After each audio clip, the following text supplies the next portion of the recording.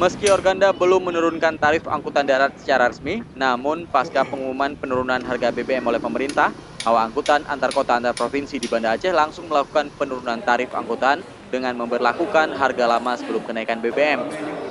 Pantauan di Terminal Angkutan Umum Banda Aceh pasca pengumuman penurunan harga BBM oleh pemerintah, masing-masing awak bus sejak Senin 19 Januari telah menurunkan harga tiket dengan memberlakukan harga lama sebelum kenaikan.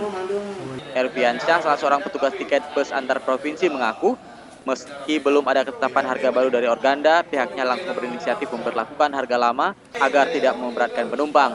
Penurunan harga dilakukan sebesar 20% seperti tarif awal sebelum pemerintah menaikkan harga BBM. Untuk kelas patas tujuan Medan Sumatera Utara, tiket yang sebelumnya dijual Rp200.000 kini turun menjadi Rp180.000. Pihak angkutan akan terus menyesuaikan harga seperti yang akan diberlakukan pihak Organda. Ongkosnya memang itu dari Organda kita belum ada penurunan, tapi kita ambil inisiatif sendiri aja pakai turun harga selama aja pakai. Sama turunnya. Itu berapa persen, Pak? Kita 20% balik naiknya turunnya. 20%.